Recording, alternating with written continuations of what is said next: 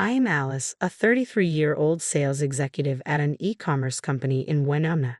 I have a happy family with my husband Scott, my son Oliver, and my mother-in-law Ruth.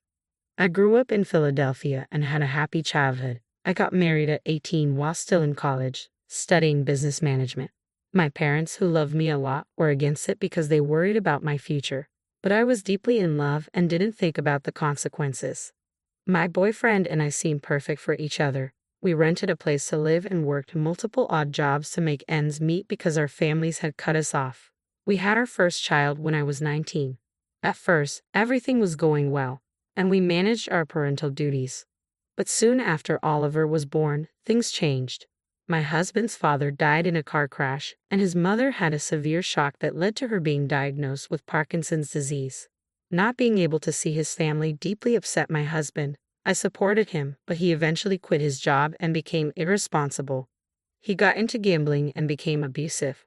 When he hit our 5-year-old son, I left him. I started over from scratch and found my current job. I decided to take a break from dating to focus on myself and my son. After a year, my best friend invited me to dinner with her and her fiancé. At the restaurant, a handsome man with warm hazel eyes asked if he could sit next to me. It was Scott. Yes, please, I smiled. We met again shortly after at her wedding, but we barely spoke. At the end of the evening, though, he came up to me and said, "Alice." "Oh, hi," I replied.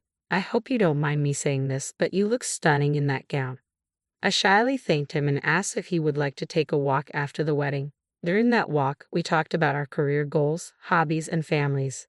There was no going back after that. We eventually started dating and got married. He's been a loving father to Oliver. Every year on Oliver's birthday, we visit a new city. Scott has literally been the only father Oliver has ever known. Even my mother-in-law Ruth loved Oliver, but things changed after I got pregnant. One day, while waiting at the checkout counter at Walmart, I overheard her talking to the cashier. "Please check once again if any fruit is not rotten. My daughter-in-law is pregnant and I do not want her to get sick." "Oh, congratulations. Will this be your first grandchild?" "Well, it'll be my first real grandchild. I have a step-grandson who's 10 because my son married my daughter-in-law when he was 5, but I try to treat him the same."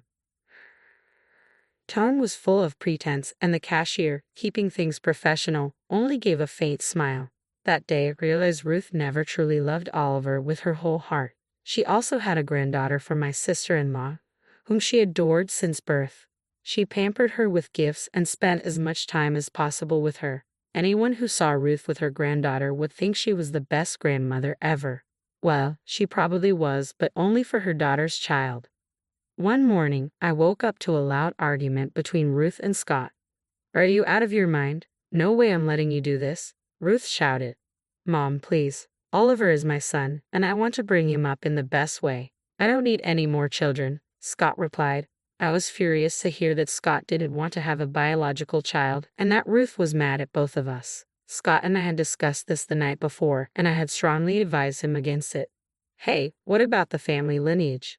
Oliver is your grandchild, and he will continue our family line. I'm not listening to this erratic decision. If you decide not to have kids, I will end my life," Ruth threatened.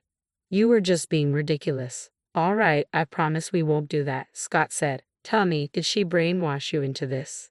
"What? No, Mom. She told me you would be upset about this and that I shouldn't bring it up. This is solely my decision." I didn't want a strained relationship with my mother-in-law. She had been very accommodating before, and I didn't know what caused the differential treatment. But I was sure we could win her over again with our love. I didn't know that was my biggest misconception. We were at a farmhouse for Ruth's birthday, and we were eating apples. She had already eaten 2 apples but wanted more. Scott refused. Then Oliver playfully whispered into her ear, "Don't worry, Grandma. I will sneak an apple for you upstairs." Scott commented, "What's going on over there?" But Ruth was not amused and said in a stern, accusatory voice, "Oliver, it is not good to sneak any food because of choking. You should not learn to pick food without asking an elder." I stepped in and said, "What you are saying is true, but he knows it's not appropriate. He was just joking around with you." "Yes, I am her apple dealer." We laughed, but she retorted, "It's even worse that he is trying to be my favorite. He shouldn't learn favoritism either." I was heartbroken to see my baby's face fall. All he was doing was trying to bond with his grandmother, who once loved him dearly. My husband could not take it. Mom, you know how much he loves you, right? He would never do anything to hurt you. Yeah, I'm sure you love him very much, she replied coldly. One day, I was cuddling with Oliver when she saw it and exclaimed, Alice, what are you doing? You were pregnant, and you were crushing your belly. It's not good for the baby. Don't do that before your delivery. Am I not even allowed to love my son? I wondered how rational that was, but I silently complied because I did not want any drama. Hell broke loose one day on Oliver's 12th birthday. Scott wanted to host a big party. We had invited many relatives, colleagues, and family friends. All of Oliver's friends were there too. We were preparing to cut his cake when suddenly my sister-in-law's daughter came crying up to my mother-in-law, who was standing beside me. She claimed that Oliver had hit her and pushed her to the ground. Her anger knew no bounds. I could sense she was losing her sanity. Before I could try to calm her down, she went up to Oliver and, without asking either child what it was about, slapped him. You have gathered a lot of guts, haven't you? Creating a scene on your birthday. Get out of the house. Oliver flinched at the impact of the slap and fled from the house, crying. I went after him. After some time, I came back and had to shout at her, What are you doing? It's his birthday. At least hear what he has to say. Stop siding with your son. I've neglected the fact that he forgets where he has come from. I have tolerated him enough. Mom, do you even know what the fight was about? They had an argument about you. She told Oliver you are not even her real grandson and continued to mock him, after which Oliver pushed her to the ground. She glared at me. I said, I absolutely do not condone his behavior for any reason, but I wonder where she learned this from. My mother-in-law was speechless for a moment. It was then that we finally found out the reason behind her selective behavior towards her grandchildren. It's pretty normal for me not to have affectionate feelings for him because he was born by an outsider and not my son. No matter what, the children of my biological children will always be dearer to me than your son. She turned away and continued, I'm going to love your baby more. This is completely reasonable, and that is how most grandmothers feel. They just don't say it. I couldn't believe my ears when she spilled her secrets. It was like a bolt from the blue, leaving us utterly flabbergasted. Where on earth did she pick up this old-school notion? Who was the sneaky influencer behind it all? And how in the world did she end up thinking like this? Her whole rationale had us all dumbfounded and at a loss for words. Oliver also told me how his grandma used to tell his sister before him that his brother or sister would be mommy and daddy's real child. I asked him what else grandma told him, and he shared how she had been telling him that he wasn't really her sister.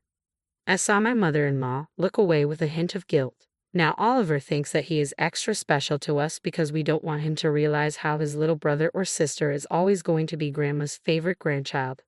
What have you been feeding into his mind? I demanded. I didn't lie about anything. It is the truth, and he must realize it, she said. Unfortunately, Scott was away on a business trip when this happened. The next day, I told him everything. I'm not surprised at all, he said. She's always been quite cold towards him, sometimes acting as if he doesn't exist. I remember times he never received even a simple happy birthday from his grandmother, let alone gifts. She never shows any interest in his life, never asks how he's doing at school or about his friends. Scott then tried to talk to her. What you have done is too much, Mom. I have accepted it in bringing up Oliver as my own child. So what difference does it make? It makes a lot of difference, Scott, and it matters to me. Don't you even think of judging me. You can't force me to love your son. That's never going to happen. I don't feel he's my grandchild, and you'll have to get over it. But Scott was unyielding. No, Mom, it's you who'll have to get over not seeing us anymore. We don't need this kind of toxicity in our lives, and we definitely don't want our child to experience it. I want you to leave my house this instant. Shock and betrayal rushed through her face. She gaped at her son. Though I didn't want my husband to live away from his mother or to shun her this way, I thought it was for the best. It's not like we need her. We could be perfectly fine on our own. Being a grandmother to a child who loved her so much is a privilege, and she tossed it away by her own choice. Too bad for her. As much as it upset us, we had to make this decision. However, she wouldn't give up. That's not fair. You can't leave your elderly mother on the streets. I can sue you.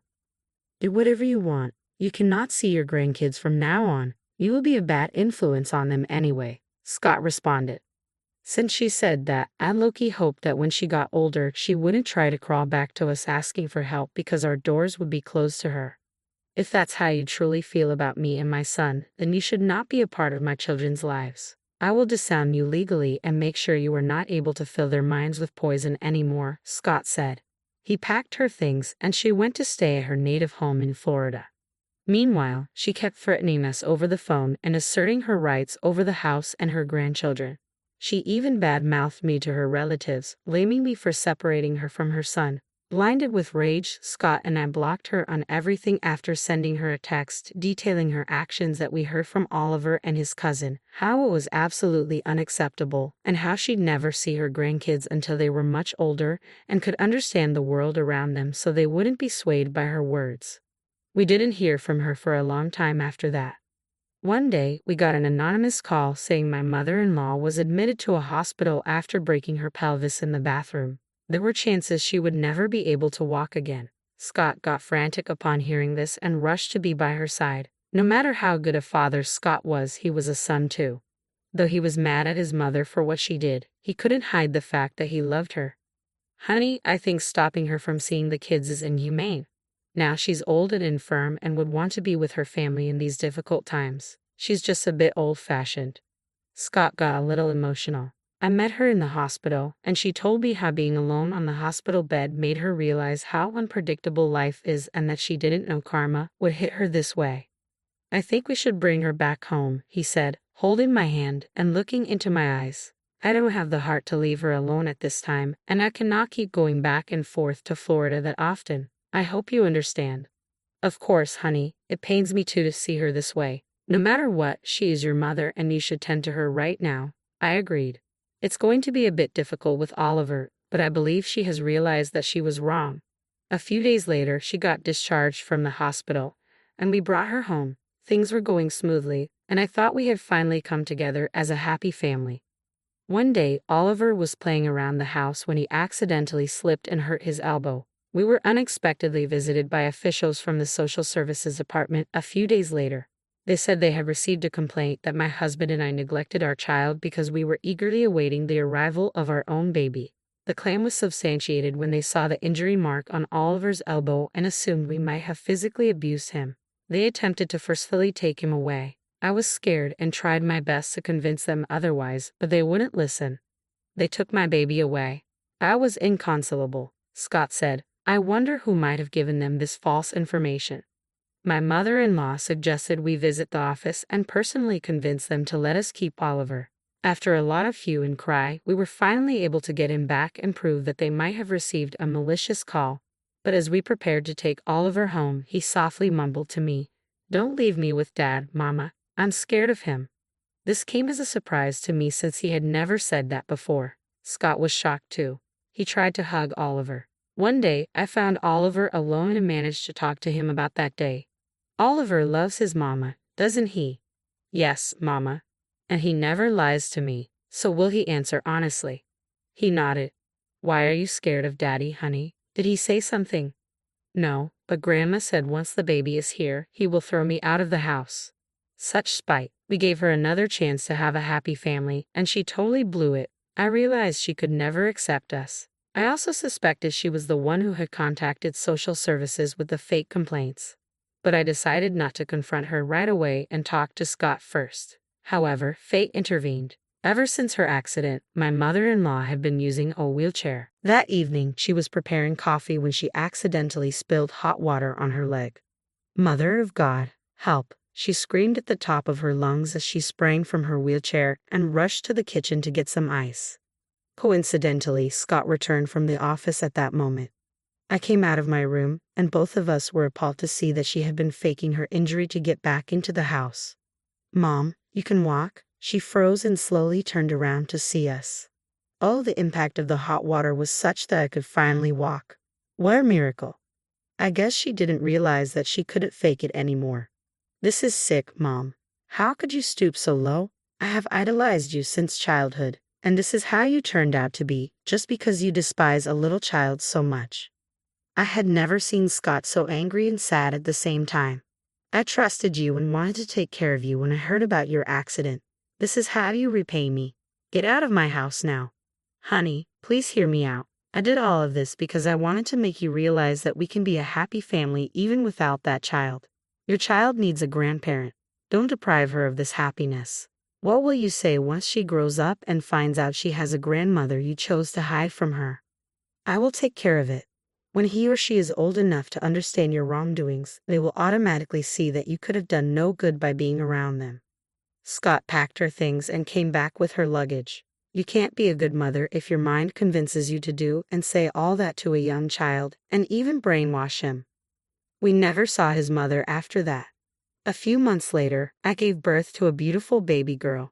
Scott loved both his children equally and taught them always to stand by the truth. I often reflected on how different mothers can be. My mother was modern and progressive despite being from the countryside. She rarely talked about marriage and kids, always pushing me to fulfill my career goals. Unfortunately, I didn't value her ideas back then because I wanted to get married so badly. But life shows you the mirror eventually. I learned from my mistakes and the people I met. Scott and his mother were from the same family but different generations. While I cannot entirely blame her for having such notions, I think if she had truly loved Scott, she would have found happiness in his happiness. Her comments about and to my son had been unreasonable and unfair. Luckily, Oliver hasn't grown up to hate and disrespect her, but he always remembered her as his grandmother. I could not even begin to imagine what would have happened had she stayed with us longer and continued her dirty games. Fortunately, fate took its toll on her, and we were free of her toxicity and drama once and for all.